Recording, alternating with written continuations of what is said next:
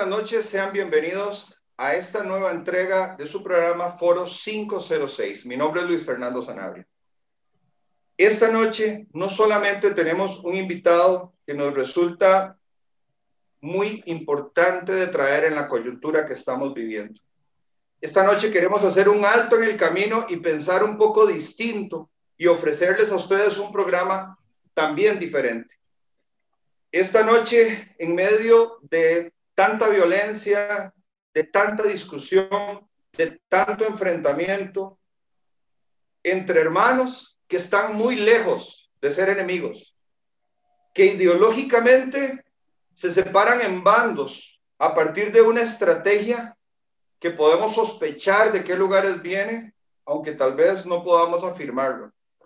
Pero lo cierto es que cada policía golpeado, cada manifestante herido, cada niño ahogándose por los gases, cada mujer embarazada sufriendo, viendo a su esposo salir en medio de esta manifestación tan extraña de reclamos, y no digo extraña no porque no sea legítima, es absolutamente legítimo ponerle la mano en el pecho al presidente y decirle que se detenga de lo que está haciendo. Lo que pasa es que cada persona de esas que está saliendo herida es un hijo, es un papá que deja a los niños pequeños, es un hermano, es un tío, es una hermana, es una madre, una sobrina o una nieta que está en el frente de batalla. Me duele muchísimo ver la cantidad de jóvenes que están teniendo que manifestarse con piedras, confrontando jóvenes con escudos que se rompen frente a las piedras, como estas ideas que se caen solas, porque lamentablemente, aunque la idea del enfrentamiento de las ideas, no de las armas y no de las piedras, debería estarse dando sobre una mesa, hemos hecho las carreteras por donde transitaba la paz y la libertad de los costarricenses un campo de batalla inédito. Y no diría que no, nunca antes visto. En realidad, teníamos ingratas memorias de una guerra civil en el año 48 que generó grandes reformas. Lo que pasa es que los motivos son distintos, las circunstancias son distintas y el sufrimiento es absolutamente innecesario. Quiero esta noche, de la mano de nuestro invitado, ver la parte y la cara más positiva, ver al costarricense que somos, que no es ese que está en la calle. El costarricense que, a pesar de haber salido del campo, del café, del esfuerzo campesino, también ha logrado ir al espacio, ha logrado ganar las Olimpiadas, ha puesto personas brillantes como nuestro invitado a representarnos en las naciones, en el concierto de las naciones. Y así como el invitado de esta noche, hay cientos de costarricenses que cada día nos llenan de orgullo. Así es que quiero que pasemos en un instante a ver este video para luego iniciar, entrar en materia y poder ahora sí desplegarnos en el optimismo, que creo que es absolutamente necesario en este momento. Adelante con el video.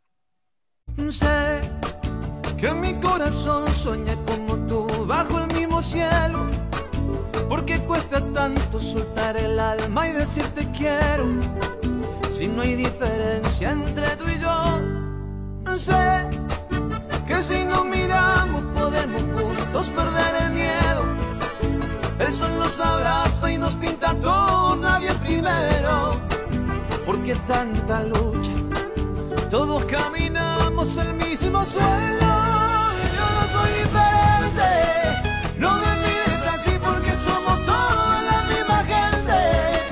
Tú y yo somos de un mismo lugar y yo no soy diferente. Caminamos juntos y construyamos un mismo puente. Tú y yo somos de un mismo lugar y yo no soy diferente.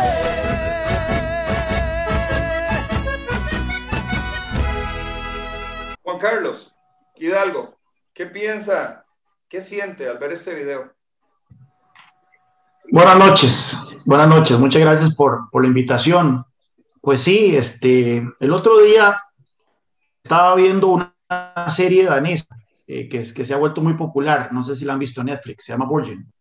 que es sobre una primera ministra que llega al poder de manera inesperada en Copenhague. Y tiene, bueno, uno de los capítulos es donde ella tiene que dar un discurso, su primer discurso al Parlamento. Y me llamó la atención cómo empezó ella el discurso. Ella empieza el discurso haciendo referencia a 1992. Y para los que tenemos algunos años, recordaremos que en 1992 Dinamarca ganó la Eurocopa y le ganó a Alemania. Entonces ella empieza el discurso haciendo como apelando a ese momento en la historia danesa, cuando un país pequeñito le ganó a su vecino gigante e hizo que todo el pueblo danés se tirara a las calles a celebrar al unísono, juntos. Y lo primero que a mí me vino a la mente cuando estaba viendo eso es lo que vimos nosotros con el 2014, ¿verdad? Con el Mundial. Claro. En ese momento todos nos tiramos a la calle. Es una de esas raras experiencias, y a mí me tocó irlo fuera del país, lamentablemente. Y una de las grandes cosas que tal vez yo lamentaré en la vida por el resto de mis días será no haber estado aquí en Costa Rica esas semanas del Mundial. Pero ver las imágenes de todo el país celebrando juntos, hermandados, sin diferencias ideológicas, sin diferencias de clases, sin diferencias políticas, sin diferencias incluso de fútbol, sapricistas, liguistas, cartagos, heredianos, sancarleños, todos estuvimos en uno solo, abrazados y como un solo país, latiendo, celebrando un gran triunfo de hermanos costarricenses que se la creyeron, porque esa es la otra parte de la historia. No fueron un equipo nacional que fue ahí a simplemente competir y a simplemente a llenar el espacio, no, fueron a ganar. Ellos sabían que podían darse de tú a tú contra los mejores del planeta, y lo hicieron de manera exitosa. Entonces, eso es lo primero que se me viene a la mente cuando yo veo, cuando veo tu introducción y veo imágenes como esta en tiempos como los que estamos viviendo.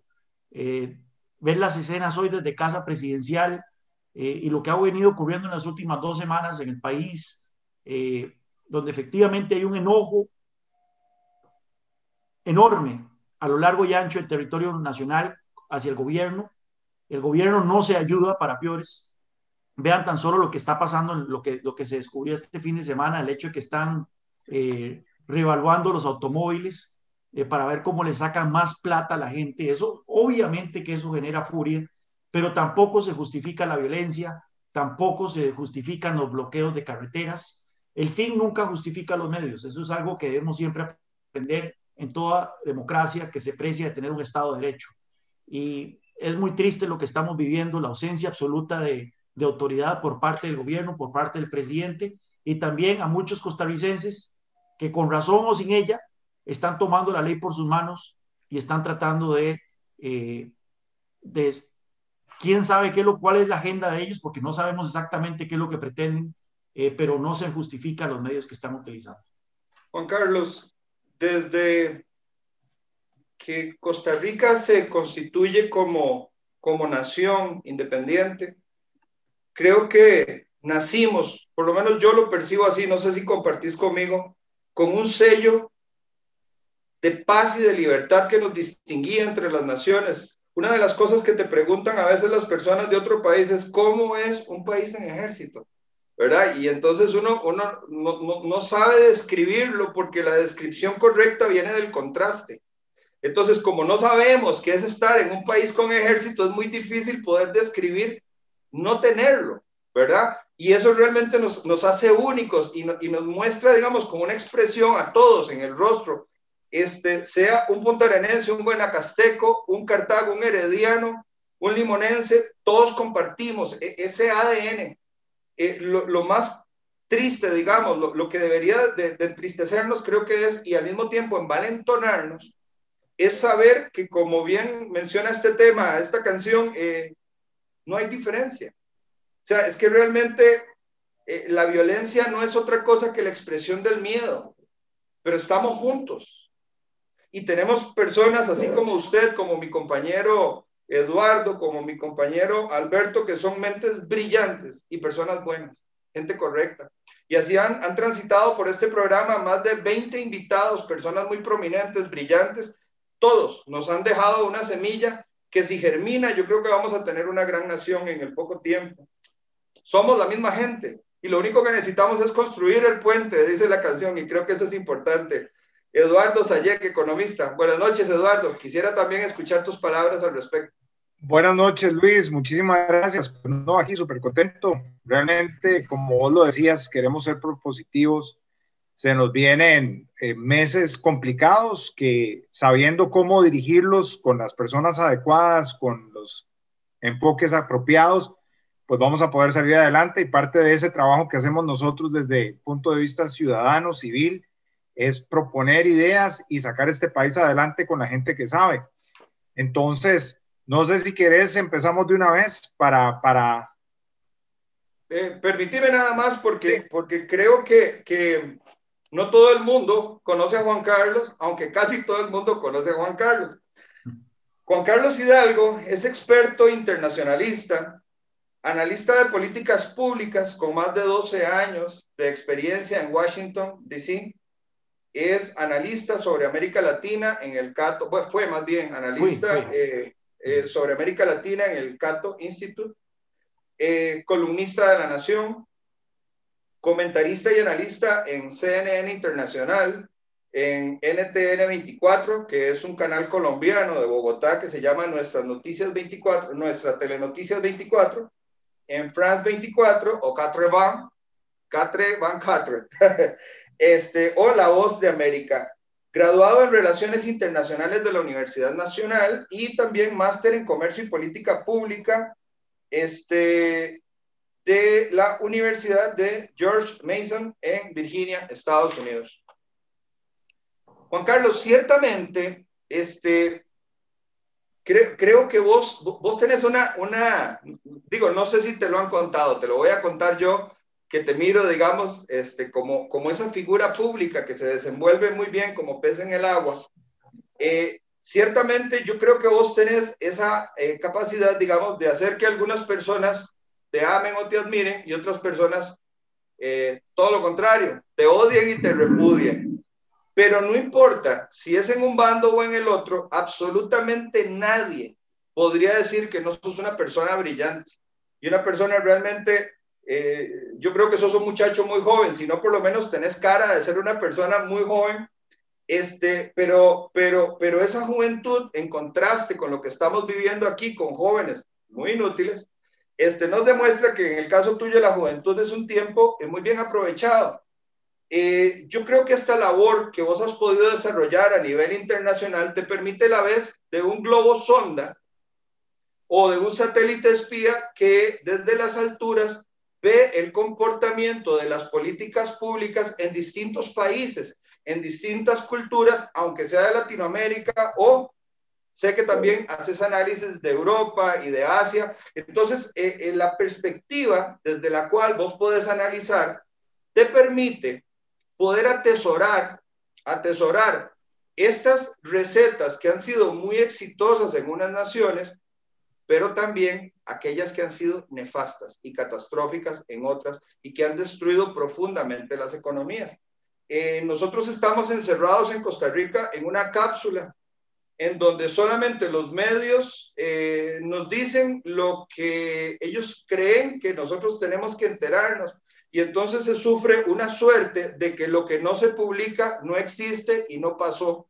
Ahorita mismo, por ejemplo, no solamente tenemos la crisis de Venezuela, tenemos una crisis terrible en Argentina, pero terrible en Argentina. Y lo cierto es que Costa Rica se está empezando a parecer, ahora sí, a la Argentina centroamericana, pero no porque seamos arrogantes, sino por las políticas que estamos implementando. Entonces, vos te convertís en un analista no de agua dulce, sino más bien todo lo contrario, de aguas profundas y de mar salado, y ahí es donde las tormentas realmente hunden los navíos. Entonces, te hago una primera pregunta a partir de esto, digamos, de cuál es tu opinión de la situación del estado de la política hoy. Pero Juan Carlos, te hago una trampa en la pregunta. En una comparación con la mayor crisis que hemos vivido de la historia moderna en los años 80 con respecto a la crisis actual del 2020, considerando que en la crisis de los 80 el presidente era un economista brillante, y en la crisis actual tenemos a un presidente periodista que nunca ejerció. Entonces, ¿cómo manejar una circunstancia tan complicada si no tener los instrumentos económicos para poder entender una crisis que primero pasa por ser económica y luego política? Bueno, buenas noches de nuevo, Luis Fernando. Muchas gracias por esas palabras. Yo haría propias las palabras del candidato Carlos Alvarado en campaña diciendo que el primer acto de corrupción es aspirar a un puesto para el cual no se está preparado, ¿verdad?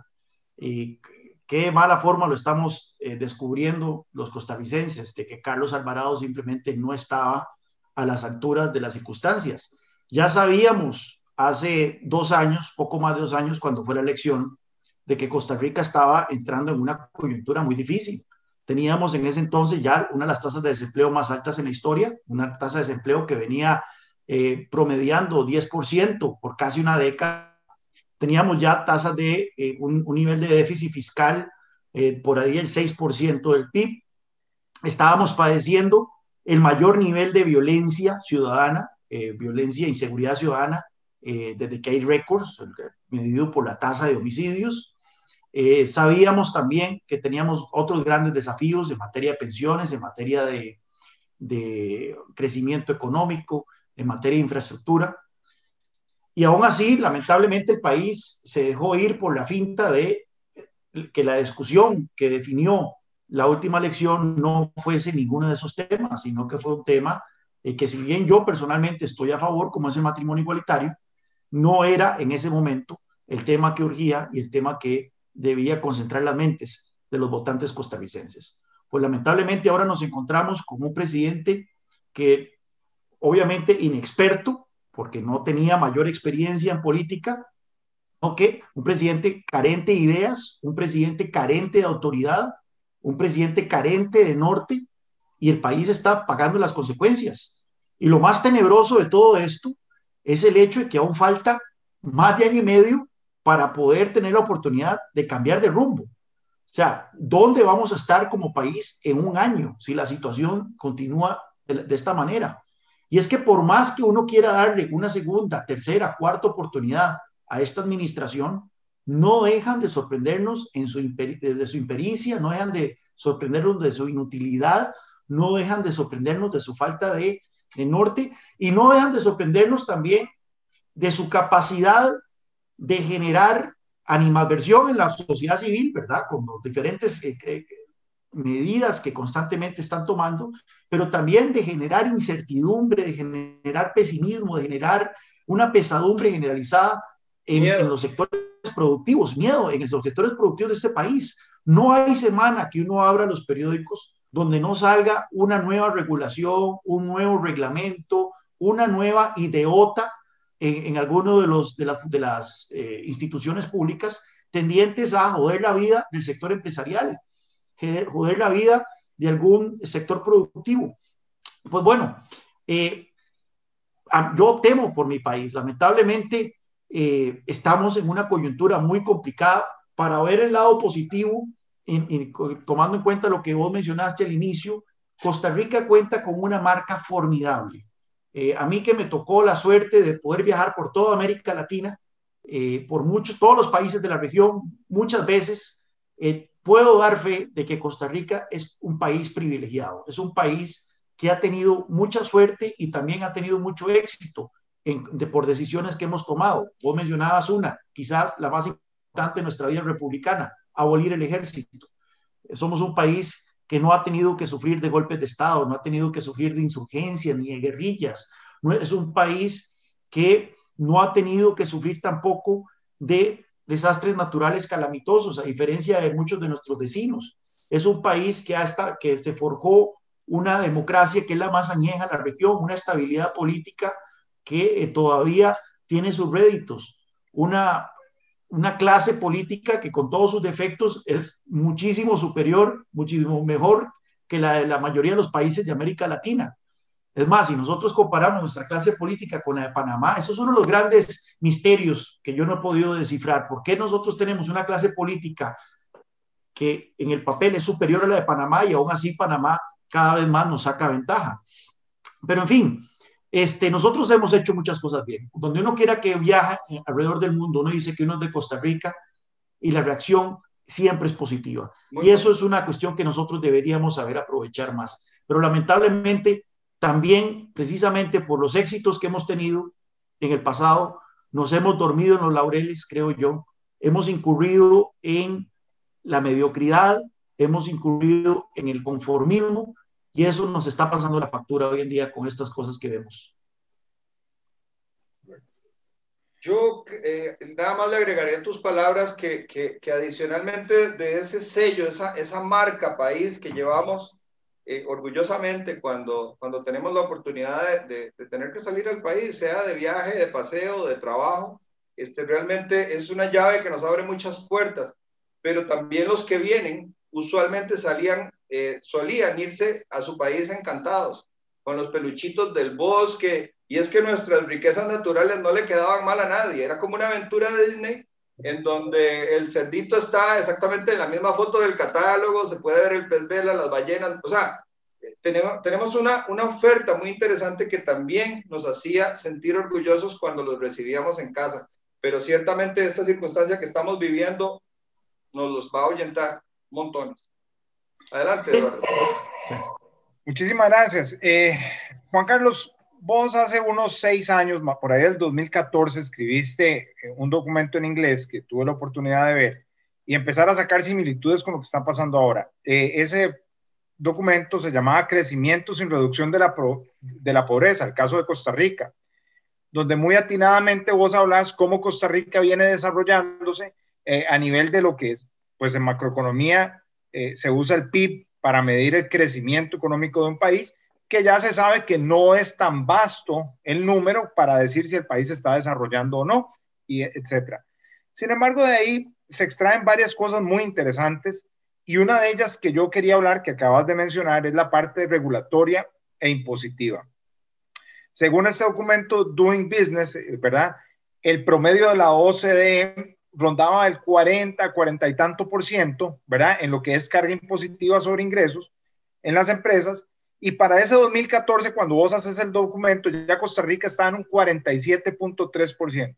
Para sorpresa de nosotros, hoy estamos en el 58.3% y no han entrado las barbaridades y las barrabasadas que están proponiendo ahora, que fácil nos ponen encima del 60%, que es considerado después del 50%, es más, antes del 50% ya es considerado confiscatorio completamente.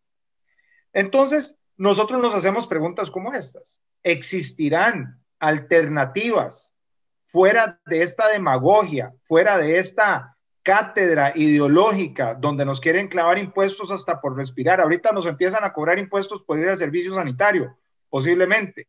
Entonces, ¿hay alguna forma propositiva que vos veas que podamos adoptar de las mejores prácticas que hay en el exterior para bajar estos impuestos? Y empecemos, por ejemplo, con el IVA. Tenemos un vecino que tiene el IVA al 7% o al 6%, y tenemos a la Florida aquí cerquita que por ahí anda al 6-7% también.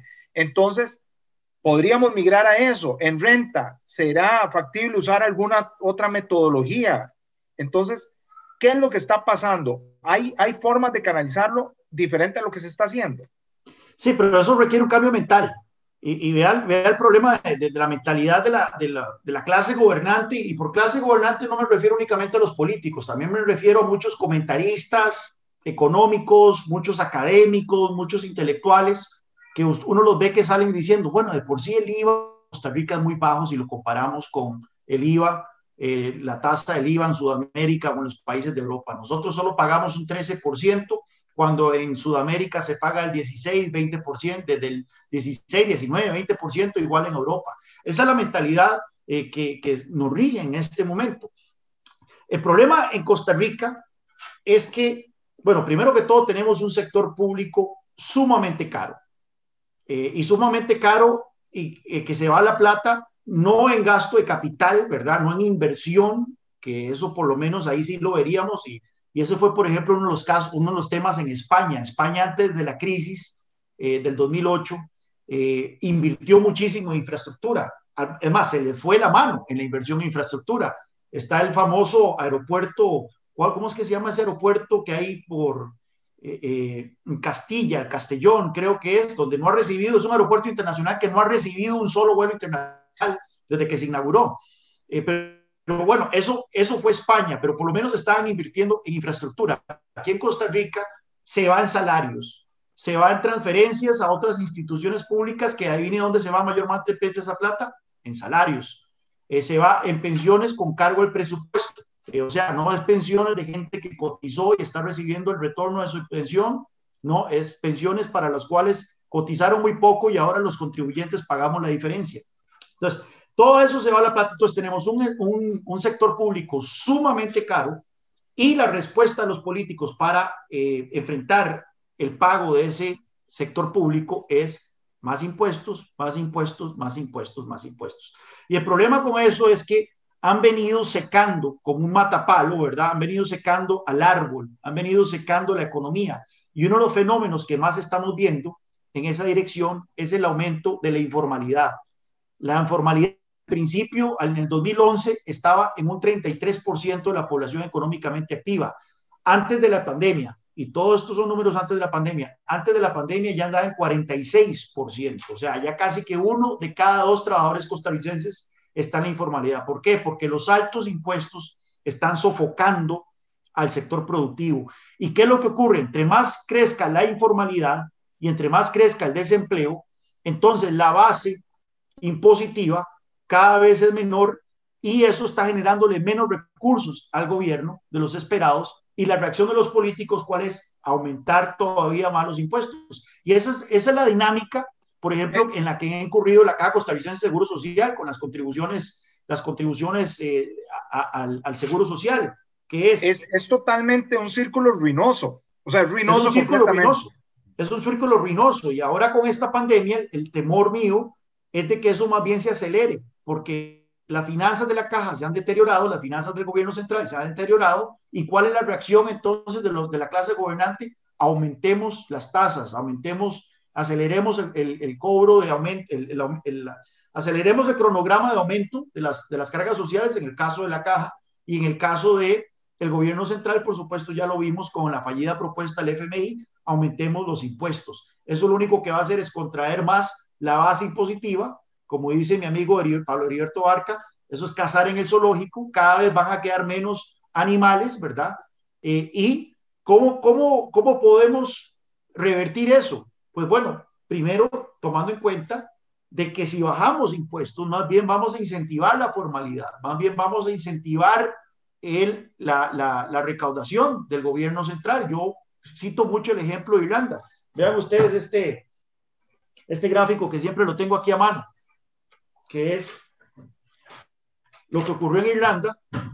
En Irlanda también tenían una situación fiscal muy complicada como la costarricense. De 1973 tuvieron el equivalente de Oscar Arias allá en Irlanda, que llegó y aumentó el gasto de manera irresponsable, y entraron en una dinámica similar a la nuestra. Más gasto, más impuestos, más gasto, más impuestos, más gasto, más impuestos. Pues eventualmente llegaron a mediados de los 80 y los impuestos ya no daban para aumentarlos más. El impuesto de renta sobre las empresas era del 50%. El IVA era el 35%. El impuesto máximo sobre la renta de las personas era el 65%. Pues entonces ahí decidieron hacer todo lo contrario, bajar impuestos. Y lo interesante es que bajaron impuestos en media crisis fiscal. Es como que mañana el gobierno saliera a denunciar que va a bajar impuestos. Imagínense la reacción. Todo el mundo diría, pero ¿cómo es eso? Si más bien necesitamos más recursos. Pues vean lo que ocurrió, por ejemplo, con el impuesto de renta a las empresas. La línea verde es la tasa impositiva. Como usted puede ver, está en 50%. Correcto. Y esta línea aquí, la anaranjada, son los recursos producto de ese impuesto como porcentaje del PIB. Entonces, en media crisis empezaron a recortar la tasa y luego la aceleraron los recortes hasta llegar a 12,5%, de 50 a 12,5%. Y vean lo que ocurrió con los ingresos producto de ese impuesto. Se dispararon. Hoy Irlanda recauda muchísimo más por concepto de impuesto de renta corporativo con una tasa del 12,50 que lo recaudaba cuando tenía una tasa del 50%. Y es más, hoy Irlanda es de los países de la OCDE que más dinero saca del impuesto de renta corporativo, a pesar de tener la tasa más baja. Correcto. Ahora, es una correlación inversa. A medida que yo subo los impuestos, recaudo menos impuestos por la contracción que genero en el mercado. Sí. Eso es sabido. Hay otra cosa, que es la curva de Laffer, que lo muestra claramente que después de un 38%, probablemente tu rendimiento marginal va a ser decreciente también. Vas a ir recogiendo menos impuestos conforme vas aumentando los impuestos. Exacto. Entonces, la pregunta es, y tal vez un poco concreto, ¿existe perversidad o existe ignorancia, incapacidad de las personas que están emitiendo estas políticas monetarias? Uno. Y la segunda, ¿existe alguna forma muy concreta o alguna idea que nos puedas dar sobre impuestos que se puedan utilizar de manera simplificada para revertir todo esto que está pasando? Mira, yo creo que es ignorancia. O sea, yo no creo que el equipo económico se levante todas las mañanas, Pilar Garrido y Elian Villegas, y lleguen a casa presidencial a decir cómo vamos a destruir hoy la economía costarricense. Pero entonces, perdona, ¿dónde estudiaron? Porque esto se ve en Economía 1. Y Economía 1 es que no son economistas. Ellos dos no son economistas. Yo tampoco soy economista, pero por lo menos me he molestado en tratar de entender y en tratar de leer un poco cómo funciona la economía, ¿verdad? Pero perdona, Juan Carlos, esta materia se ve hasta si uno estudia trabajo social, se ve Economía 1. O sea, es inaudito, brother. ¿Cómo va a llegar uno a gobernar así? Debería ser sentido común también. Debería ser sentido común. O sea, si usted tiene una actividad económica y usted le mete una tasa impositiva de 100%, usted sabe que usted va a recaudar cero de esa actividad económica. Si usted tiene una actividad económica y le mete una tasa del 0%, va a recaudar cero. Entonces, sabemos que cero, en los dos extremos se recauda cero. Entonces, eso quiere decir que en algún punto hay una tasa óptima, ¿verdad? Que es, desde el punto de vista recaudatorio, y ojo, la curva de Laffer, una de las cosas que yo he aprendido sobre el tema de la curva de Laffer es que, bueno, eso es desde el punto de vista fiscal nada más. Que la curva de Laffer óptima sea un 38%, digamos, no necesariamente quiere decir que eso es óptimo para la economía. Es óptimo para el gobierno, para recaudar. Correcto. Pero una tasa del 12% puede ser muchísimo más óptima para la economía y sí generarle recursos frescos al gobierno, ¿verdad?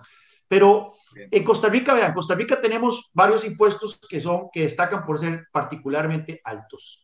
El impuesto de renta corporativo, ya lo mencionamos en el caso de Irlanda, es un 30% en Costa Rica.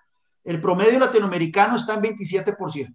Yo que la región no se caracteriza necesariamente por ser un paraíso laissez-faire, ¿verdad? No. Entonces, tienen una tasa de impuesto del 27%. La OCDE, que es un club de países mayormente desarrollados, es decir, son países mayormente ricos, tiene una tasa de promedio del 24%. Es decir, tenemos una tasa de impuesto de renta corporativo que es alta en el contexto latinoamericano y es alta en el contexto de países desarrollados. Ahí yo creo que se presta bajar ese impuesto. Incluso ahora, en media crisis. Vean, lo interesante de Irlanda, y nuevamente volviendo al gráfico, es que ellos bajaron este impuesto del 88, desde 1988 hasta 1997. Lo estuvieron bajando gradualmente, ¿verdad? Pero luego aquí mandaron la señal de que lo iban a bajar todos los años hasta llegar a 12,5%. Eso tuvo un efecto virtuoso, porque es el signaling, enviar esas señales, ¿verdad? Eso en este momento, las señales que están enviando las autoridades en Costa Rica son todo lo contrario a señales que incentiven la inversión, que generen confianza, todo lo contrario. Más bien aquí están mandando señales de que váyanse del país, lleven su subcapital, saquen la plata. Mandar, yo creo, y yo escribí unas columnas sobre esto, cómo hacer de Costa Rica una Irlanda en las Américas. ¿Cómo hacer de Costa Rica una zona franca en las Américas? Esto, por supuesto, que trasciende simplemente bajar el impuesto de renta corporativo. Se requieren unas reformas estructurales en muchos ámbitos, educación, y telecomunicaciones digitales, etcétera. Pero uno de los pilares fundamentales fue esto que hicieron en Irlanda, rebajar el impuesto de renta corporativo. Yo lo que haría es, por ejemplo, a partir del 2020, y estamos en un año que es particularmente fácil para pensar en una década, porque es un año del inicio de la década. Pensemos entonces en una reforma que a partir del 2020 va a empezar a reducir el impuesto de renta corporativo, el 30% actual, un poquito, habría que ver cuánto es el cálculo rápido así, hasta dejarlo en un 15% en el 2030. Y que sea un impuesto plano para todos. Vea que ustedes que las zonas francas en Costa Rica tienen que pagar 15% de renta gradualmente también. O sea, en los albores de la administración Arias se pasó un proyecto de ley en donde las zonas francas tienen que empezar a pagar renta gradualmente hasta llegar a una tasa del 15%. Entonces hagamos una convergencia donde las zonas francas van a llegar a ese 15% y el resto de las empresas nacionales lleguen también a un 15% y así tenemos entonces una tasa plana para toda la economía. Perdona, ¿qué está faltando para eso? Porque la iniciativa está, voluntad política, pero eso Voluntad depende política. de la asamblea. Voluntad política. A mí me llama muchísimo la atención que usted le pregunta a las autoridades y a la clase política qué opinan de la zona franca si la mayor parte de las autoridades, la mayor parte de los políticos se deshacen en halagos hacia las zonas francas y con buena razón. Las zonas francas, si no fuera por las zonas francas, este país estaría en recesión desde el año pasado. Vean ustedes el IMAE. Este es el IMAE, el Índice Mensual de Actividad Económica. Vean las zonas francas cómo crecen y vean el resto de la economía. Si vos le quitas las zonas francas al país, nosotros habríamos estado en recesión desde el 2019. Claro. Pues bueno, obviamente las... Perdón, y ahí está todo lo que es la transferencia de conocimiento, los trabajos de valor agregado, la posibilidad de estos muchachos de salir al exterior, de entrenarse en el exterior y volver con toda esa capitalización de conocimiento. Pero perdón, tengo que decir algo muy fuerte. Pero es que estos estúpidos solo creen, solo creen que porque no pagan impuestos entonces no deberían estar, pero eso es la estupidez más acabada que puede tener uno en el cerebro. Es que todos lo piensan desde una perspectiva de voracidad fiscal. No piensan en la generación de empleo, no piensan en la transferencia de conocimientos. Es más, el otro día hay unas estadísticas sobre la contribución que hacen las zonas francas a la Caja Costarricense de Seguro Social. O sea, ¿qué pasaría con la Caja Costarricense de Seguro Social si estas empresas se fueran y dejaran de pagar contribuciones, cotizaciones? Entonces, a mí me llama la atención que más allá de algunos desubicados, ¿verdad?, trasnochados ahí en algunas aulas de la UCR tal vez y en oficinas del Frente Amplio, casi que la mayoría de la clase política está de acuerdo con que las zonas francas son positivas.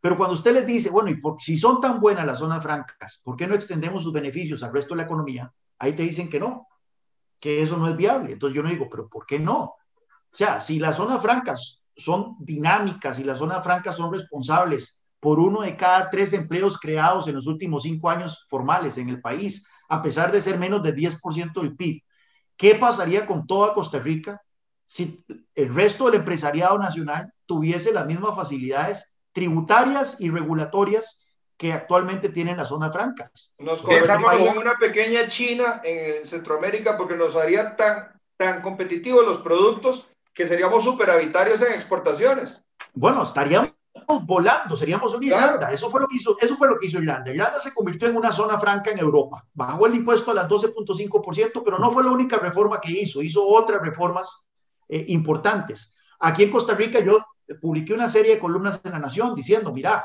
es ahí hacia donde nosotros deberíamos apuntar. Es ahí donde deberíamos tener un proyecto 2030, ¿verdad? Pensando en cómo queremos que Costa Rica sea para el 2030. Queremos que Costa Rica sea la economía más competitiva de América Latina.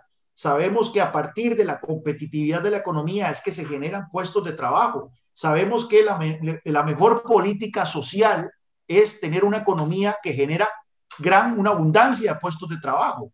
Y sabemos también que un Estado con las finanzas públicas sanas es un Estado que depende de una economía sana. Y ahora lo estamos viendo de la mejor manera en este ejemplo, con Costa Rica en este momento. En momentos en que la economía está enfrentando la peor contracción económica en 40 años, es cuando las finanzas del Estado ya ahora están en alitas de cucaracha. Entonces, para revertir eso necesitamos reactivación económica, reconstrucción de la economía, básicamente. Yo creo que deberíamos de apuntarle a ese norte. No podemos, Eduardo y Luis Fernando, no podemos volver al statu quo ante. El statu quo ante de marzo de este año era un desempleo del 12%, una informalidad del 46%, un nivel de pobreza del 21%, y un ingreso promedio real, yo saqué el dato, un ingreso promedio real que era inferior al del 2010. Es decir, en toda la década del 2010 al 2020, los costarricenses nos empobrecimos. No podemos volver al statu quo ante. Si tenemos que aprovechar esta coyuntura de crisis es para replantear la economía costarricense y relanzarla a los retos de un mundo globalizado y de un mundo que se rige por las reglas de la economía de apertura y de conocimiento. Correcto. Luis, dame un segundito, nada más para apuntar esto. Tenemos un ministerio de planificación que a mí me parece correcto que las cosas se canalicen como mejores prácticas se hacen proyectos a través de una oficina de proyectos o un ministerio de planificación que articula todo el sistema para que se dé. Pero entonces estamos planificando parches porque solo estamos poniendo curitas a todo lado. No estamos planificando qué va a ser de Costa Rica en 10, 20 o 30 años. Nosotros ya deberíamos tener una agenda 2050 a saber a dónde vamos a poner los objetivos nuestros, los objetivos estratégicos país en 30 años, que se van a ir así volando. Solo este año que nos falta seguir sufriendo y que va a durar como una eternidad. Pero bueno, en fin, Luis, por favor. Gracias, Eduardo. Juan Carlos, yo te decía desde un inicio que yo quiero extraer de esa mente brillante suya las mejores propuestas. Entonces yo me voy a meter en el fango, pero necesito que usted me dé la mano y me saque. Invertimos miles de millones en la UCR, en la Universidad Nacional y en la UNED, porque el TEC es un enanito de otro cuento. Ese tiene una clasificación diferente, una connotación y un aporte a la ciudadanía completamente distinto.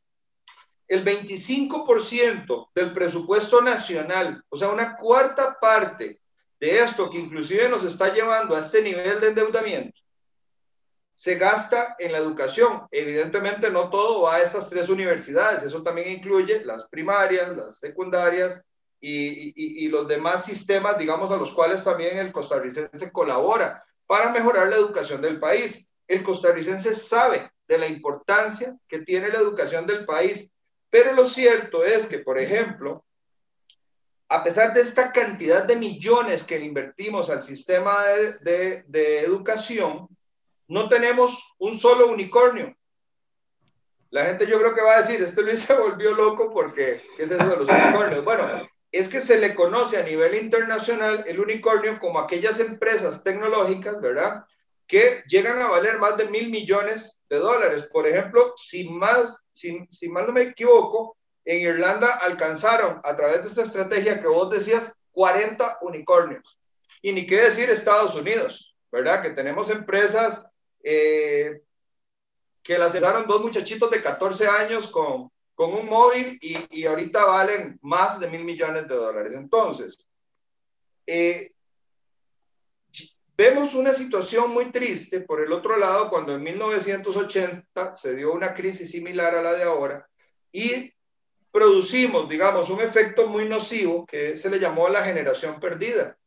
Una buena parte de esa generación perdida fue absorbida por el Estado y se le dio trabajo a todo el mundo para tratar de balancear el asunto con ideas keynesianas, pero por el otro lado, los que quedaron en el sector privado, lamentablemente, y digo, son trabajos dignos, pero muy mal pagados, fueron a llenar las filas de misceláneos, bodegueros, choferes de taxi, cocineros, trabajos, insisto, muy dignos, pero muy mal pagados, no son realmente trabajos de alta renta.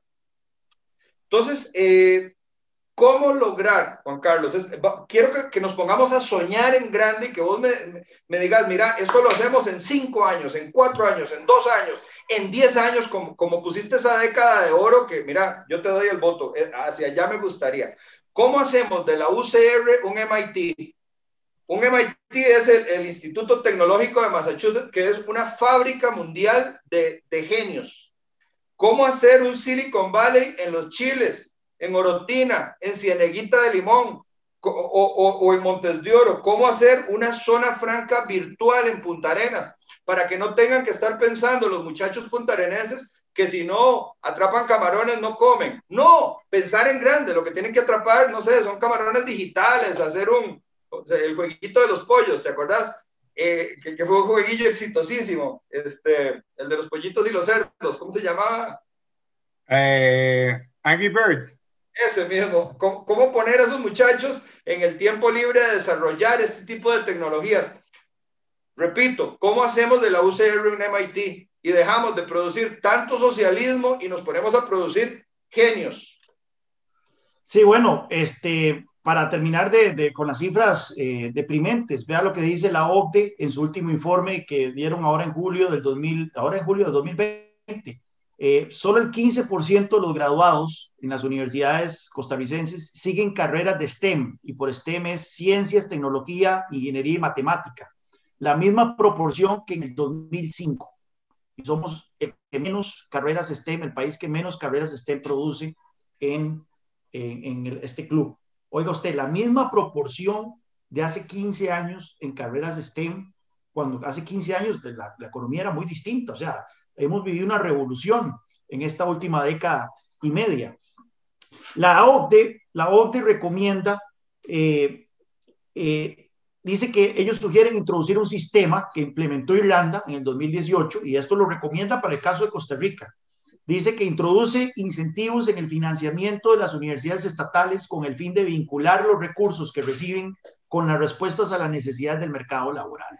Entonces, básicamente, condicionar el FES a las universidades, diciéndoles: o ustedes empiezan a producir más STEM, ustedes empiezan a invertir más en institutos como el Clodomiro Picado, o pues la plata que se les está dando va a dirigirse a otros fines. Ahora bien, eso representa una bronca política del carajo. O sea, ya podemos imaginarnos a los profesores en huelga y a los universitarios bloqueando frente a la Facultad de Derecho, etcétera. Pero es un cambio necesarísimo. ¿Cómo hacemos? Ahora bien, este cambio no debe ir únicamente del lado de las universidades, y esto yo le dediqué una columna también. Este cambio debe empezar desde el prekinder, o sea, es una reforma educativa integral, absoluta. Tiene que empezar desde el prekinder, y tenemos que enfatizar más el tema del prekinder aquí en la preescolar en Costa Rica. Ahora me estoy leyendo un libro de Ruchir Sharma, que es economista de Morgan Stanley, como economista en jefe. De hecho, aquí lo tengo.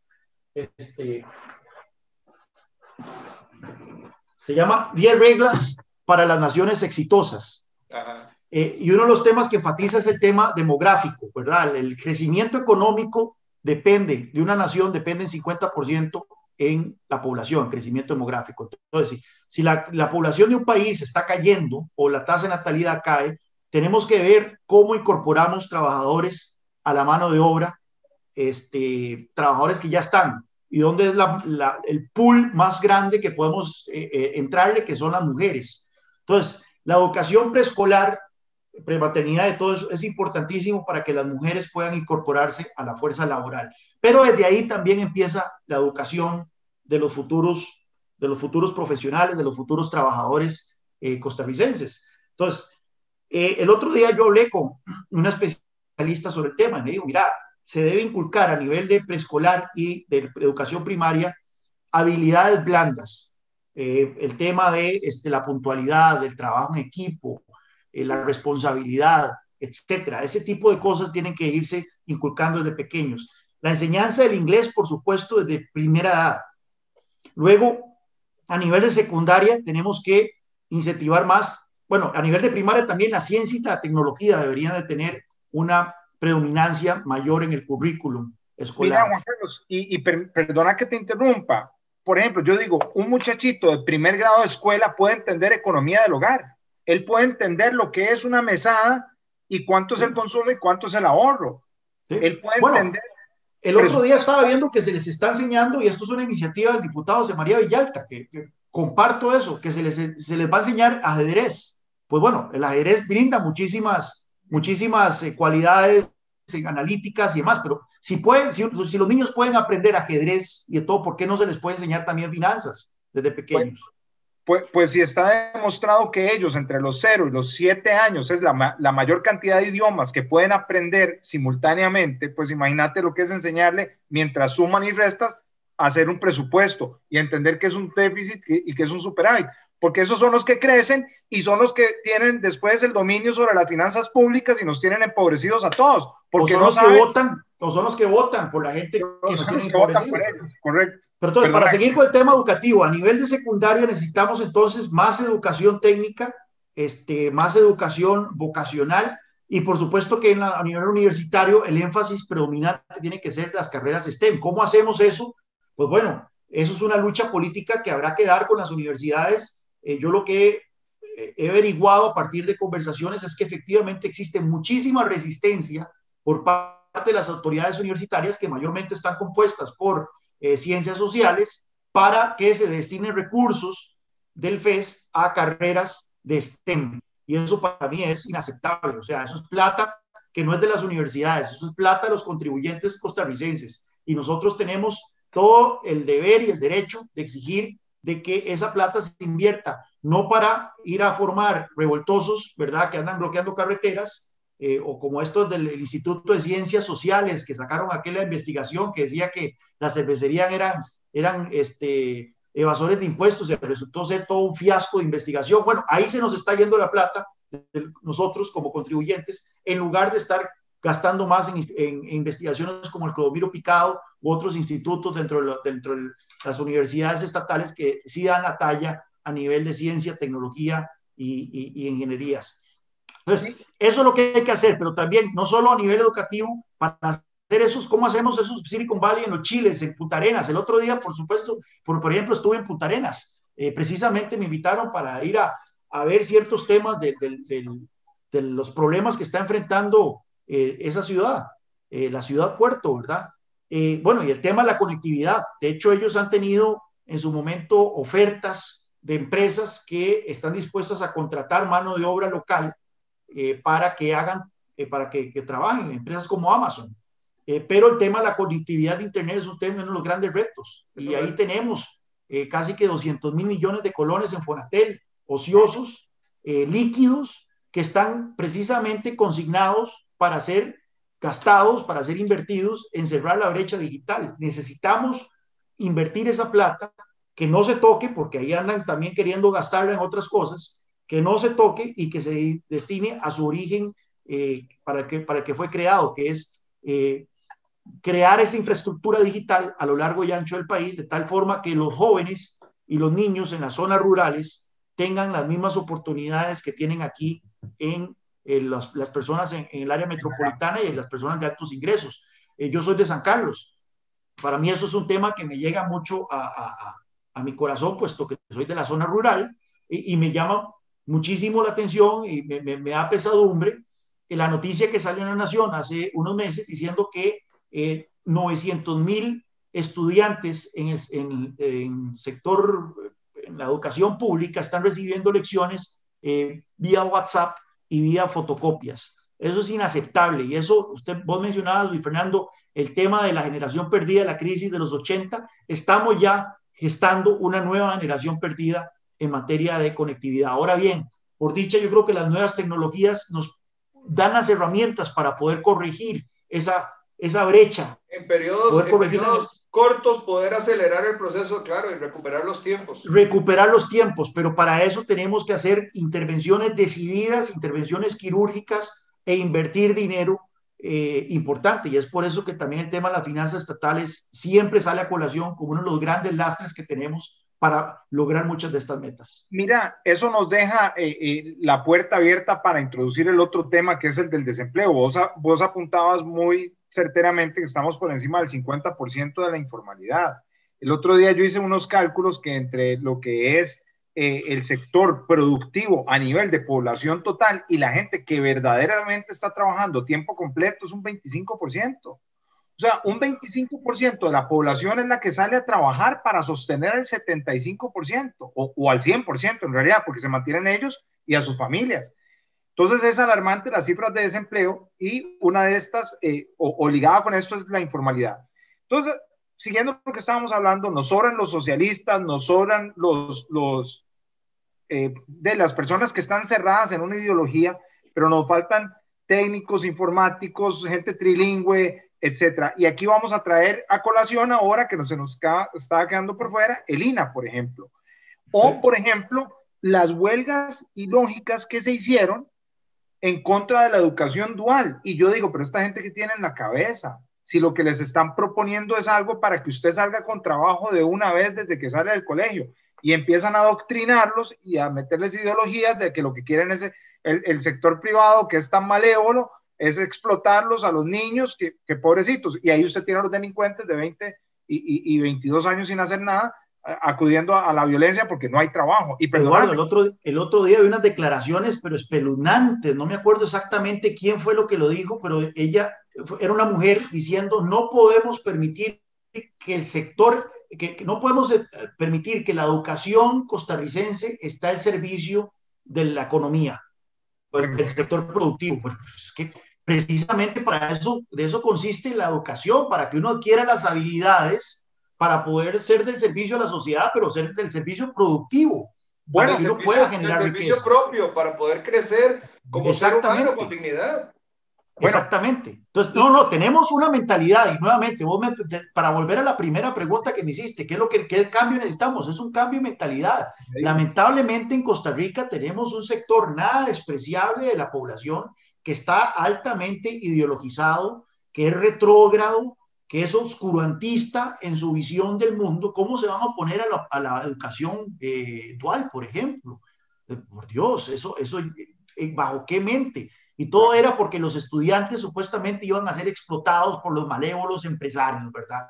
Porque eso también es otra cosa. Y yo escribí otra columna, ya que me estoy haciendo propaganda con las columnas, que se llamaba El sesgo antiempresarial. Y a mí me llama mucho la atención porque el marxismo como tal ya casi no se encuentra por ninguna parte. El Partido de los Trabajadores y tal vez algunos catedráticos ahí en la UCR. Ha evolucionado. Pero hay un componente del marxismo que sigue vivito y coleando en la mente de muchos costarricenses, y es el hecho de que se cree que las ganancias del empresario son producto de la explotación del trabajador. Bueno, el tema de la plusvalía, ¿verdad? O sea, eso es marxismo puro y duro. Cuando usted habla de que hay empresarios allá exitosos, vas a ver a más de una persona sacando espuma en la boca y bueno, los más moderados como que hacen berrinche, ¿verdad? Hay otros que ya abiertamente sí lo dicen y dicen, si ese tipo tiene plata es porque explotó a los trabajadores o porque ahora ya hay otras vertientes, ¿verdad? Porque abusó del medio ambiente o porque evadió impuestos, etcétera. O sea, el éxito empresarial siempre es producto de haber jodido a alguien más. Y eso es algo que es muy prevalente en la mentalidad de los costarricenses y creo yo que tiene que ver mucho con la educación que hemos recibido. Vea, por ejemplo, el tema de las conquistas sociales. Se ponen en términos siempre de una relación, sí, una relación de antagonismo, ¿verdad?, con el sector empresarial. Si fuera por el sector empresarial, todavía estaríamos trabajando jornadas de 16 horas, nos limarían los dientes, ¿verdad?, para que no podamos comer, etcétera. Es impresionante el nivel de ideologización que lamentablemente prevalece en amplios sectores de la población, ese resentimiento hacia el empresariado y demás, y eso es muy peligroso, porque eso finalmente se traduce en votos precisamente para partidos que tienen esa agenda, unos más solapados, como es el PAC. O también se traduce en esta violencia que estamos viendo en las calles, porque realmente hay un odio de que mi miseria es producto de la avaricia del otro, cosa que no es cierto. Pero entonces aquí voy con el tema de desempleo. Efectivamente existe una miopía mental de entender el problema estructural que tenemos, pero uno de los más grandes que tenemos es que las universidades o instituciones como el INA no están brindando las carreras, ni las materias, ni las cualidades o las características que se requieren para que sean absorbidos por el mercado laboral. Entonces, bueno, de hecho, ¿qué pasa? Tenemos, un sesgo entre lo que se está estudiando, lo que se está enseñando en las universidades o en los institutos y lo que requiere el país. Entonces voy a hacer esto. Resulta que nosotros estudiamos con sistemas del siglo XVII, metidos en el siglo XXI, cuando, según un estudio que leí, el 85% de los trabajos del 2030 no se han creado. O sea, el 2030 son 10 años, estamos a la vuelta de la esquina y el 85% de los trabajos no se han creado. Y nosotros aquí estamos viendo cómo el CONESUB, por ejemplo, dura 4 años en aceptar un cambio en el programa de estudios de una universidad. Pero en la mente de quién se le ocurre una cosa de estas, es que el daño se lo estamos haciendo a estas generaciones. Y le voy a poner otra estadística que usted la conoce muy bien. El 40% de los votantes son los muchachos que están sin trabajo hoy y que no tienen y no van a tener trabajo. Y Juan Carlos, no sé qué edad tiene usted. Yo ya paso los 44 años y yo ya a los 21 o 22 años había comprado mi carrito financiado, ya podía tener la prima para comprarme mi casa porque pude trabajar y estudiar, etcétera, etcétera, etcétera. Pues estos muchachos van a tener 25, 30, 35 años y siguen viviendo con los papás. Ojalá puedan seguir viviendo con los papás, porque no tienen esperanza, porque el sistema, y es el sistema político, los tiene condenados al fracaso y a la pobreza, y es una condena que les tienen. Y son los mismos que van, incendian llantas, son los mismos que van a agarrar a pedradas, o que agarran una facultad nueva de ciencias sociales y la destruyen diciendo que es la facultad de ellos, cuando eso es pagado con impuestos de los contribuyentes. Entonces, 25% del presupuesto destinado a eso, puta, duele.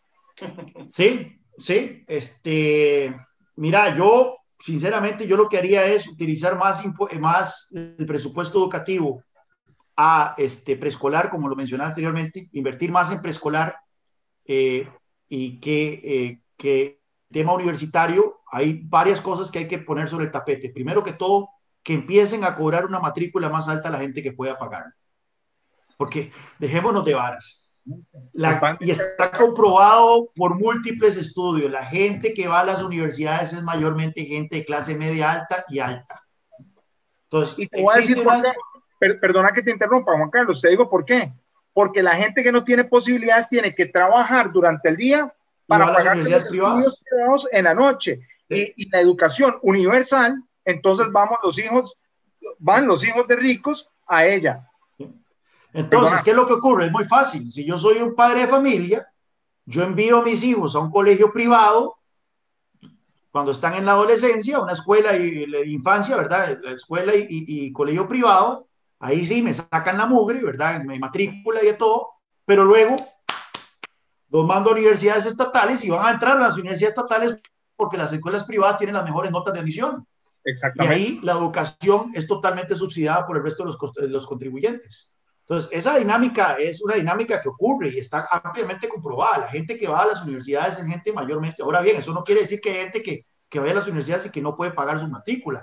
Obviamente la hay y para ellos tiene que siempre haber apoyo en cuestiones de becas, en cuestiones de préstamos educativos y demás. Pero aquellos que pueden pagar una matrícula superior deberían de pagarla. Y eso es una cuestión, una fuente de recursos que las universidades deberían explorar. Después también, la venta de servicios, puña. En el resto del mundo las universidades venden investigación, las universidades venden inventan, patentan cosas, sacan plata a partir de la investigación y las innovaciones que hacen. En Costa Rica yo no veo que eso ocurra. Y no es porque no estén innovando. Ahí vemos lo del clodomiro picado nuevamente. Pero ese tipo de innovación y demás debería ser fuente, y prestación de servicios debería ser fuente de recursos para las universidades, de tal forma que no requieran tanta plata del fisco y podamos entonces redirigir esa plata a temas como educación preescolar y los demás áreas en donde necesitamos inyectar recursos para generar porque ahora cada vez las investigaciones económicas muestran que el tema de la educación preescolar es importantísimo para el desarrollo futuro de los jóvenes y los niños, ¿verdad? Bueno, entonces, como punto de lo que estás diciendo, perdón, Juan Carlos, si vos tenés el incentivo para la investigación y el desarrollo en las universidades, se vuelven inclusive autosuficientes, porque está comprobado que las grandes universidades a nivel global, mucho del presupuesto lo sacan de sus patentes por investigación y desarrollo, no dependen de un presupuesto centralizado. Perdona. Exacto. Bueno, entonces vea cómo vamos a ir desarrollando el tema de cómo hacer de Costa Rica esa 2030, ¿verdad? Entonces ya estamos hablando de educación. De nada nos sirve, por ejemplo, bajar el impuesto de renta corporativo al 15%, si cuando las empresas llegan aquí no hay mano de obra calificada para esas posiciones. No hay gente que hable buen inglés o suficiente gente que hable buen inglés. No hay suficientes grados en STEM. ¿Qué es lo que yo propongo? Porque tampoco estos cambios se pueden hacer de la noche a la mañana. Yo lo que propongo es que temporalmente las empresas puedan traer también su mano de obra, que puedan traer sus ingenieros, que puedan traer sus técnicos al país. Eso tendría un efecto virtuoso. Por un lado, no es un disuasivo para las empresas. O sea, las empresas le decimos, ok, usted quiere venir a Costa Rica a aprovechar la baja tasa impositiva, usted quiere venir a Costa Rica a aprovechar la estabilidad política, usted quiere venir a Costa Rica a aprovechar que estamos en el mismo uso horario y estamos cerca de Estados Unidos, usted quiere venir a Costa Rica a aprovechar la coyuntura geopolítica, porque ahora hay mucho lo que se llama nearshoring, ¿verdad? Mucha inversión que está en Asia, que está viendo a ver cómo se reposiciona en las Américas. Usted quiere venir a aprovechar todo eso, pero resulta que hay un gran pero, que usted quiere venir a aprovechar las playas, porque no creamos, eso es un factor importantísimo para muchísimas empresas que sus ejecutivos quieren estar cerca de atractivos naturales. Pero resulta que usted no puede encontrar en Costa Rica la mano de obra. Decía, bueno, hagamos un trato. Nosotros estamos haciendo como país reformas educativas importantes para que en el mediano plazo ese no sea un problema. Pero mientras tanto, le ofrecemos algo. Usted puede traerse con todas las facilidades migratorias a sus propios ingenieros, a sus propios técnicos al país. Eso tiene el beneficio de que, bueno, es mano de obra altamente calificada que va a venir con buenos salarios a estimular la economía nacional. Pero también lo que mencionábamos anteriormente, transferencia de conocimiento. Muchos de esos ingenieros, muchos de esos técnicos, bueno, algunos se casarán acá, ¿verdad? Y tendrán hijos acá, y eso también será bueno para el tema de la población, ¿verdad? Demográfico, pero muchos de ellos serán los mentores de futuros ingenieros, serán los mentores de futuros técnicos que van a empezar a trabajar en esas empresas. Entonces, yo haría ese puente para enfrentar ese desafío que tenemos actualmente, de que no existe suficiente mano de obra calificada. Lo hacemos de mediano plazo mientras acometemos estas reformas estructurales del lado de la educación, hacemos esas reformas del lado de la conectividad digital para que esto no sea simplemente, para que no acelerar, que ese es otro, Eduardo y Luis Fernando, ese es otro de los grandes retos que tenemos como país, la creciente brecha entre la Valle Central y las zonas y las costas, ¿verdad? Y las zonas rurales. Uno de mis grandes temores es que usted hace estas reformas, pero la inversión se va a concentrar en el Valle Central, ¿verdad? Y todas las oportunidades se van a concentrar en el Valle Central. ¿Cómo hacemos para que las oportunidades lleguen también a otras partes del país? Bueno, conectividad digital, eso es importantísimo. Entonces, condicionando el FES también, por ejemplo. También, exacto. No se les rebaja, pero me lo invierten bien lejos allá para que me lleven bienestar a los rincones más alejados. Y también reformas que yo creo que son muy importantes en otras dos grandes industrias que son claves para las zonas rurales, la agricultura y el turismo. Y ahí necesitamos también transformaciones importantes, principalmente en el lado de la agricultura, que estamos haciendo muy mal las cosas. Estamos apostándole a proteger una economía, una agricultura de subsistencia, cuando más bien deberíamos hacer una transformación productiva, así como lo hizo Nueva Zelanda en los años 80, para tener un agro altamente competitivo, tecnológicamente formidable, y que sí, que sea un exportador por excelencia. Y del lado turismo estamos haciendo bien las cosas, o sea, pero tenemos todavía muchísimo más que explotar. Yo creo que Guanacaste es el referente del potencial que tiene el turismo para Costa Rica.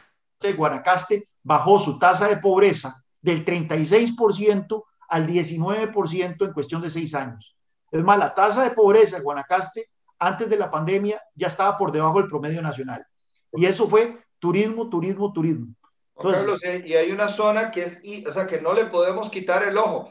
Alguien había sugerido hacer un aeropuerto en el sur-sur, que también tiene unas playas preciosas, parques nacionales y demás, pero sobre todo una pobreza terrible. Ahora, tenés una combinación que podría ser virtuosa, porque se podrían hacer santuarios de las regiones indígenas sagradas. Entonces sería también un ride buenísimo para los que les gusta la meditación y todo el cuento. Bueno, el wellness, la industria del wellness en este momento es impresionante, pero por ejemplo, las amigas de mi esposa, que es estadounidense, todas han venido, mientras nosotros estábamos en Washington, a cada rato ella me decía, mira, mi amiga tal anda en Costa Rica, mi amiga tal anda en Costa Rica. Yo les que andaban haciendo en Costa Rica, retreats de yoga. Ah, buenísimo. Sí, Eso se está o haciendo.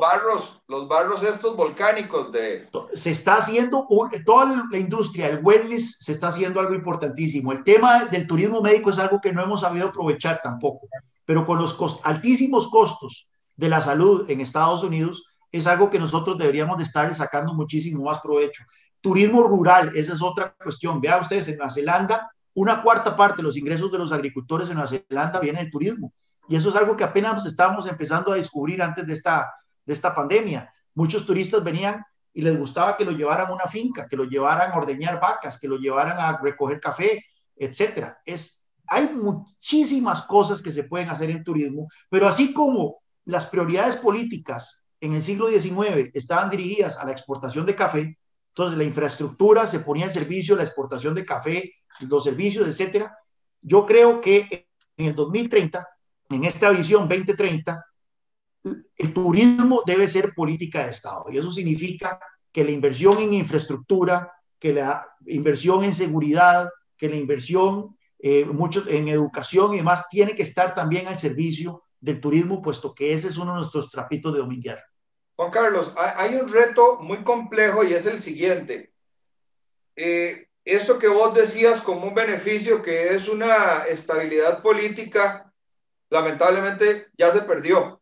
Por lo menos en este último gobierno lo perdimos, porque a Luis Guillermo Solís no le hicieron tanto desorden en las calles como... Porque los tenía contentísimos. No, claro que sí, claro que sí. Pero bueno, el tema es que en este momento estamos en la embajada, nos está clasificando clase 4, es decir, no viaje, le dice a los ciudadanos norteamericanos, no solamente por el tema del virus, que se manejó muy mal y se liberó, digamos, de una manera exponencial, sino adicionalmente de la violencia que se está dando en las calles, porque también ya hay turistas que han sido agredidos, tal vez no en la integridad física, pero sí en los carros, les han quebrado los vidrios y demás, cuando llegaron incipientemente, después de que el ministro se le ocurrió abrir el aeropuerto, digamos, 7 meses después. Pero Juan Carlos... Hoy me llamó... Ajá. Esta mañana me llamó César Miguel Rondón, que es un reconocido periodista venezolano que tiene un programa de radio muy oído en Venezuela, que ahora está radicado en Miami. Me llamó esta mañana su programa para preguntarme, bueno, ¿y qué diablos está pasando en Costa Rica? Estamos recibiendo todos estos reportes de disturbios, de violencia, etcétera. CNN en español también me contactó recientemente diciendo, bueno, cuando hablamos del tema de Costa Rica, porque parece que la situación está complicada. Efectivamente, eso que tanto nos costó lograr, que es el tema de la estabilidad política, esa imagen de paz, esa imagen de civilismo, la estamos perdiendo, y una vez que se pierda, va a ser muy difícil recuperarlo. Ahora, Juan Carlos, hay un reto que yo creo que es realmente lo que deberíamos de estar pensando. Primero, dejarnos de estar en estas envidias y de repetir esos estribillos de que el rico tiene que pagar como rico. Vean, cuando en Francia se empezó con este cuentito de que el rico tiene que pagar como rico, las empresas francesas se movilizaron, muy probablemente unas a Irlanda, pero la mayoría a Holanda. Y entonces se disparó el desempleo. Cuando usted en este momento ve que sacan un anuncio de que van a abrir un Maxi Palí en una zona rural, hay filas de 400 metros de personas para un puesto del ordenador de las verduras, de cajero. Sí. Luis Fernando, y si me permitís, de hecho, adelante. Ese fue el punto de inflexión que me hizo decidirme venirme a Costa Rica. Fue hace 2 años que Walmart hizo una feria de empleo en Ciudad Quesada, mi pueblo. Abrieron, creo que era 120 puestos de trabajo. Se hizo una fila fuera de donde estaban atendiendo las solicitudes de 2,000 personas. 2,000 personas, justo al frente de mi casa. Ahí, bajo aquel sol, esperando para dar el currículum. Todo el día haciendo fila, con el sol, ahí puro frente de mi casa, frente a Palí de Ciudad Quesada. 2,000 personas haciendo fila para 120 puestos de trabajo. Y yo cuando vi eso, no pude dormir, me costó dormir esa noche. Yo dije, puña, ¿qué está pasando con Costa Rica? O sea, en verdad es que estamos mal. Y esto es antes de la pandemia, nuevamente. Fue ahí cuando yo tomé la decisión de venirme a Costa Rica y decir, mira, Y ahí, yo he estado estudiando la situación de América Latina por 12 años. He visto lo que funciona y lo que no funciona. Creo que tengo ideas y propuestas que pueden contribuir al desarrollo nacional, pero qué frustrante es estar allá en Washington escribiendo columnas y haciendo entrevistas y que la gente, o sea, no poder llevar esto a la práctica. Y es por eso que yo tomé la decisión de regresarme a Costa Rica e involucrarme en política, porque fue a raíz de la frustración que yo sentí de ver esa imagen y decir Costa Rica no puede seguir por el rumbo en el que nos tienen las actuales autoridades políticas, el Partido de Acción Ciudadana. Juan Carlos, Eduardo y yo nos conocemos hace como unos 26 años, yo creo. Y cuando éramos hace 26 años muy jovencitos, no llegábamos a 20 años. Y ya uno podía ir y montarse un negocito pequeñito. O sea, yo trabajé para otros, pero ya después de un tiempo pude independizarme porque el país permitía esas oportunidades. Yo no tuve que verme en una fila para entregar, ni siquiera con 3 adelante, en para entregar un currículum. Entonces, sí, efectivamente, Juan Carlos, no es que quiero echarnos flores aquí con el proyecto pero este proyecto del Foro 506 nos ha permitido una ventana en la cual hemos hecho más o menos el equivalente a llenar 12 veces el Estadio Nacional en costarricenses, y vieras que realmente las observaciones y los comentarios han sido muy positivos, pero nosotros queremos llevar este ánimo, estas ganas de decir, no, paremos aquí, dejemos la peleadera, hay que entrarle a ciertos temas que son difíciles, hay que vender activos, hay que recortar pluses, hay que también valorarle el trabajo a otros, porque el problema es que no es los sindicalistas, no, son unos sindicalistas, no son este montón de empleados públicos que se llevan el montón de gollerías, no, son los que se llevan las gollerías del enemigo, los demás son gente que recibe salarios a veces muy bajitos, ¿verdad? Entonces, Juan Carlos, te decía, tenemos muchos retos, pero digamos, uno de los grandes retos en este momento es, uno, cuando se empieza con este cuento de que los ricos paguen como ricos y los pobres como pobres, vaya, cóbrele a ese y a mí me sigue manteniendo mis condiciones, y empezás a odiar a un enemigo imaginario, que yo me imagino que seguramente el concepto que tienen de un millonario debe ser como el muñequito del Monopoly, ¿verdad? Con un sombrero y entonces ellos empiezan a ir primero con el impuesto solidario a las propiedades. Es decir, si vos sos exitoso, entonces hay que castigarte, porque vos sos exitoso y tenés que ser solidario. Y entonces eso hace que no solamente los que están quieran irse, sino que los que pueden venir digan, Costa Rica no. Costa Rica es una pequeña Venezuela en potencia, y no me conviene. Y lo peor, tenemos a Panamá aquí a la par haciendo las cosas muy bien. Entonces, imagínate que empiezan con el impuesto a las casas de lujo, que es lo que el gobierno diga que es. O sea, si ellos dicen que una casa de lujo es un apartamento de $100,000, eso es una casa de lujo y hay que castigarla. Luego, marchamos que son también confiscatorios. Entonces, dicen que quieren mejorar el medio ambiente, pero castigan a los carros nuevos y premian a los carros más viejos. Si vos a los carros nuevos les bajás los impuestos y le bajás el marchamo, estimulás que la gente más sencilla pueda pasarse a tecnologías más amigables con el ambiente y a desechar las cacharras. Pero a los cacharros, ahora, entonces resulta que si ven un yate en los sueños, también hay que caerle con un marchamo. Pero Juan Carlos, si estamos haciendo marinas para que venga la gente a invertir en un apartamento, para que nos traigan y nos den empleo a los muchachos, para que los muchachos hablen inglés en estas zonas castigadas. Entonces, no, Juan Carlos tiene un yate, hay que quitarle el yate, pero resulta que Juan Carlos compró el yate para llevar a pescar a unos señores, entonces lo que tiene es un pequeño emprendimiento. O, por ejemplo, no, como Juan Carlos tiene un helicóptero, vamos a cobrarle un gran impuesto, y resulta que el helicóptero son 10 inversionistas que pusieron plata y el helicóptero lo vas a utilizar para hacer turismo. Entonces, finalmente, el reto que viene con todo este argumento de que el rico pague como rico es que el rico no venga y el que está se vaya. Y si el rico no viene y el que está se va, entonces la miseria se multiplica y no hay empleo, no hay emprendimiento, no hay ninguna posibilidad de crecer.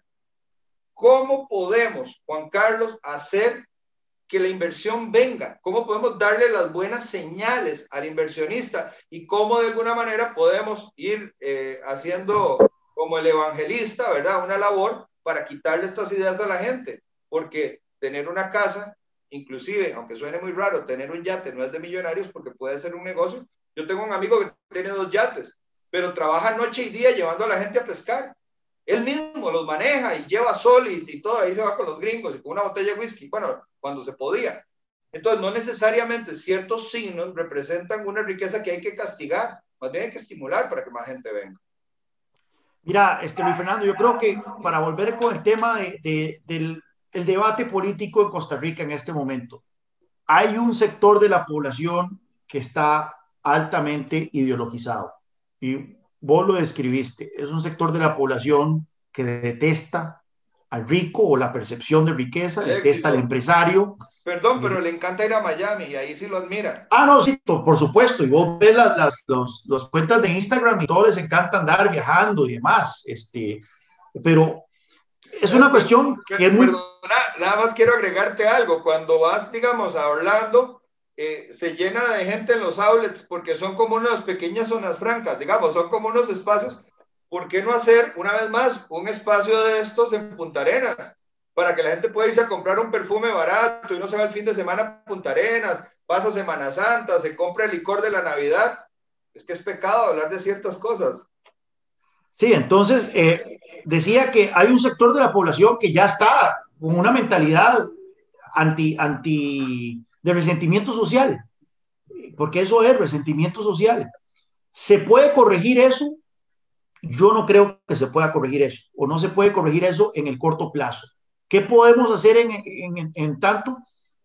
Yo sí creo que hay una mayoría de la población que lo tiene claro, o que no lo tiene claro tal vez, pero necesita tenerlo claro, de que el país no puede seguir ese derrotero, que el país no puede seguir ese rumbo. O sea, que necesitamos un país donde se premie el éxito, donde se premie el salir adelante, donde se aplauda al emprendimiento, donde se premie a la gente que le vaya bien, que no se le castigue. Entonces, yo siento que sí, tenemos esa minoría altamente ideologizada que por algún motivo es muy exitosa o ha sido muy exitosa en los últimos procesos electorales en capturar el debate político, en moldear el debate político y hacer que todos pensemos en función de lo que ellos digan que tenemos que pensar. Son muy exitosos porque usualmente son los que controlan las redes sociales o tienen una participación desproporcionada en redes sociales, gente que es muy hábil en hacer videos, es muy hábil en hacer todo tipo de publicidad, de propaganda, y es por eso que bailamos al son que ellos nos ponen. Pero sí siento que hay un grueso de la población, que hay una mayoría de la población que entiende o puede entender que el país no puede seguir por ese rumbo.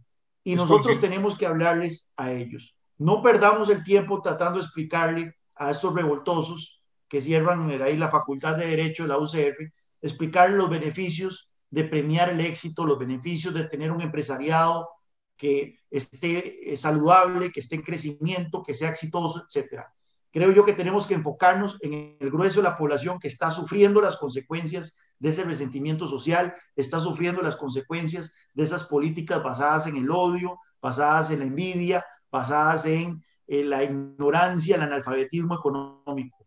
A ellos tenemos que llegarles, a ese grueso de la población, y decirles, para ser exitosos tenemos que irnos por acá, claro, para que el país vuelva a ser próspero, para que el país vuelva a generar oportunidades, para que tengamos otra vez una cultura, ¿cómo es la palabra? Es una cultura de superación. O sea, que la gente sepa que ellos y sus familias van a estar mejor dentro de 5 años. Yo creo que si nosotros hacemos una encuesta en este momento en el país y le preguntamos a la gente, ¿usted va a estar mejor dentro de 5 años? Muy poca gente diría que sienten que van a estar mejor dentro de 5 años con el rumbo que tenemos actualmente como país. Así yo es. Sueño, yo aspiro a que la gente vuelva a sentirse positiva sobre el futuro, que dentro de 5 años piense, mae, puta, voy a tener una casita propia, o voy a cambiar de carro, o voy a darme un lujito viajando, ¿verdad? Conmigo y con mi familia. Esa cultura aspiracional, creo yo que la hemos perdido y es algo que tenemos que retomar. Nadie en este país quiere estar peor dentro de 5 años que lo que estamos actualmente. Entonces, nada más es explicarle a esa mayoría de los costarricenses cómo podemos volver a tener eso y dejar a esta minoría donde merece estar, que es en una situación de no poder influir, de no poder afectar las políticas públicas de este país. Así es. Juan Carlos, pues sin duda alguna ha sido un conversatorio increíble.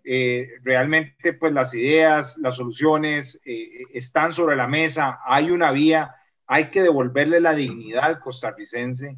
El costarricense se le ha quitado esa dignidad, el respeto por sí mismo y eso hay que devolverlo. Sí. Nosotros terminamos este programa, Juan Carlos, pidiéndole 3 cosas que usted haría como presidente. Si usted fuera presidente, 3 cosas concretas, cortas, que usted haría, Juan Carlos, por favor. Recortar, bueno, es que nuevamente, siempre me pongo a pensar en las cuestiones muy específicas. Yo recortaría el tema, bajaría las cargas sociales en el país, porque hemos hablado del tema de los impuestos y las razones del desempleo. Tenemos las cargas sociales más altas de América Latina y una de las más altas de la OCDE. Y eso es una de las principales razones por las cuales tenemos altos niveles de desempleo e informalidad. Entonces, bajar el tema de las cargas sociales. Si yo fuera presidente, me compro la bronca jurídica del tema de toda la tesis de los derechos adquiridos en el sector público. Es decir, yo pasaría legislación en materia de reforma de empleo público y en materia de pensiones con cargo al presupuesto y en materia de salario escolar que retaría ese principio del derecho adquirido. Iría a la sala constitucional y me llevaría esa bronca a la sala constitucional. Y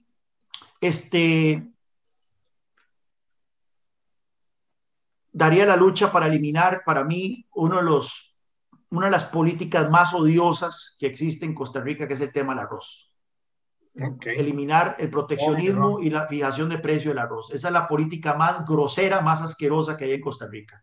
Eso sí, también sí, a ver, así, perdona, todo lo que son oligopolios privados. Bueno, obviamente, todos los oligopolios le declararían la guerra, pero si tengo que escoger uno así de entrada, es el tema del arroz. Ahí sí. no hay acuerdo posible. Es infumable que tengamos uno de los precios del arroz más altos del mundo, cuando el 50% del consumo del arroz en Costa Rica lo hace el 40% más pobre de la población. Y eso es un subsidio directo a 6, 8 grandes industriales del arroz en Costa Rica.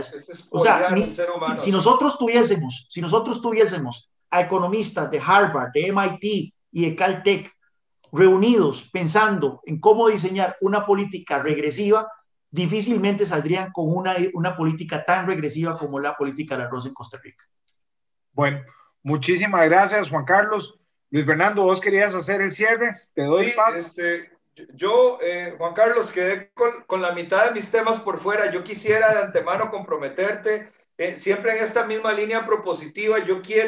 Tengo un enorme reto, y es que en este programa hemos traído gente, digamos, tan en los extremos como al señor Albino Vargas y a Otto Guevara, digamos, y bueno, y puntos de centro izquierda, centro derecha. Y yo quiero, digamos, siento un compromiso muy especial de hacer un análisis propositivo en el tema sindical. Vea qué complicada se la voy a poner. Entonces quisiera comprometerte para ver si grabamos un segundo programa y le damos un enfoque positivo, porque yo no veo el sindicalismo mal ni la manifestación. Lo que creo es que han habido muy malos liderazgos y muy mala conducción de los reclamos. Para nada más como muestra de un ejemplo, yo pienso que parte de los reclamos sindicales debería ser romper los privilegios de las cúpulas para empezar a creer. Entonces, hoy decía Juan Carlos desde el inicio que yo quería dar una visión muy positiva y que nos permita sentirnos más animados y que nos sintiéramos orgullosos de ser costarricenses. Yo escuché un día de estos una frase genial de un filósofo italiano que se llama Antonio Gramsci, que dice que debemos de actuar con el pesimismo de la inteligencia, esa inteligencia que nos frena y que nos hace muy prudentes y que nos hace muy, muy calculadores, pero también debemos de andar con el optimismo que nos da la voluntad, y efectivamente tenemos voluntad de sobra. Juan Carlos, gracias por tu esfuerzo en la vida, por ser un costarricense que a mí particularmente me hace sentir muy orgulloso. Me gusta la persona inteligente, la persona combativa, pero con ideas y con respeto, y yo creo que vos tenés ambas características. Eduardo, muchas gracias por acompañarme esta noche. Ha sido un tiempo rico, de hecho, tan rico que se nos fue el tiempo volando. Juan Carlos, gracias de verdad. Muchas gracias a todos. A usted que nos escucha desde su hogar, si este programa le ha gustado, es apenas una sobremesa, viene más, es apenas una entradita. Vamos a hacer una segunda entrega. Le agradezco mucho, si el programa le ha gustado, que lo comparta con sus amigos, con sus contactos, pero yo sigo insistiendo todas las noches, lo más importante es que esto se discuta en el hogar. Todas las ideas que nosotros traemos, ustedes estén de acuerdo o no, les damos un punto de vista distinto. El ser humano construye el conocimiento a partir del contraste. No existe el blanco si no tenemos el negro, y no existe la luz si no vemos oscuridad. Todo en esta vida, lo alto, lo bajo, tiene que tener un contraste para que nosotros podamos saber cuál es la ubicación mental, conceptual que tenemos para tomar decisiones. Me despido con mucho cariño y los voy a dejar con un último video de cierre que yo creo que también va a mover las fibras, y este es un llamado a que nos unamos en este momento, no a que nos separemos, no a que nos confrontemos, sino que veamos la belleza, la riqueza que nos une. Y una vez más, como en aquel momento en el que la selección hacía aquellos recuerdos maravillosos que construyó en Brasil, y en otros mundiales, y que hacían que aquel pequeñito David derrotara a un gigante, así hoy, en este momento, tenemos que sentirnos orgullosos de lo que somos, ponernos una camiseta, abrazarnos y volver a la lucha. Y la lucha no es contra nadie. De hecho, la lucha no es contra personas, la lucha es contra ideas. Y sobre todo, la lucha es con los grandes retos que tenemos de frente. Muchas gracias, buenas noches. Nos vemos pronto. Buenas noches. All right, people. I represent this music. Yes, man. Hoy mi cantar se sentirá, pues traigo de mi patria sabor tropical y vuelvo a amar arena y sol.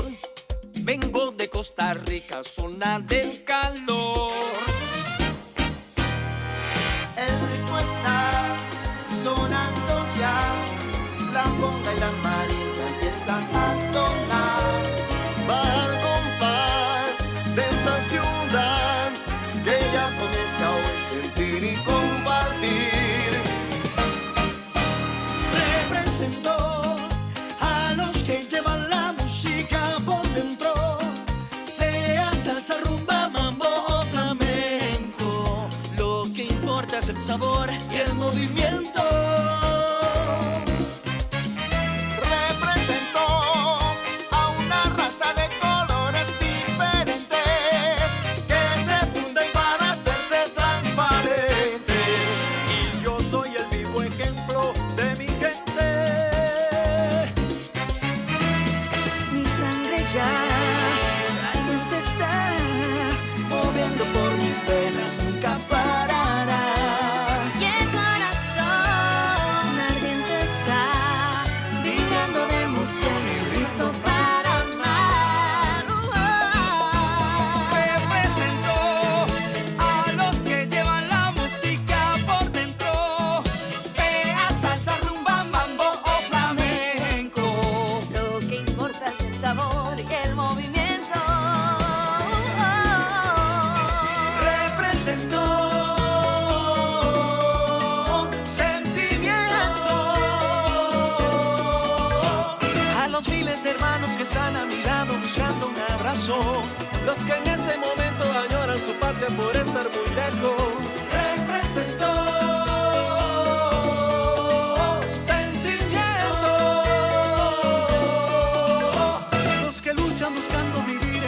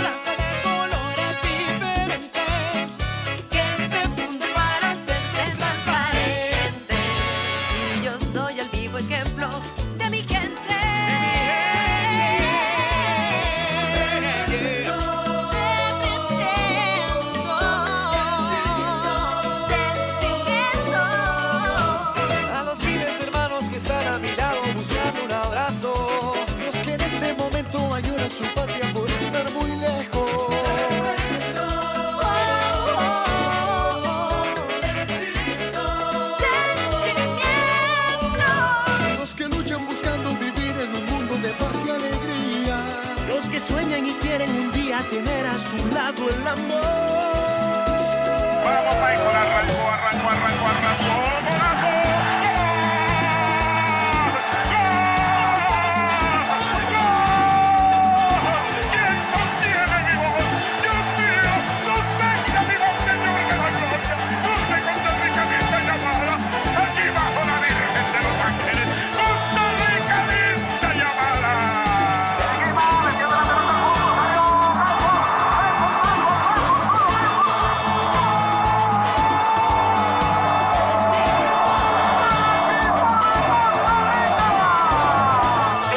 Para el despegue. 5, 4, 3, 2, 1. Un placer saludarles a todos los costarricenses. Ha sido una misión maravillosa.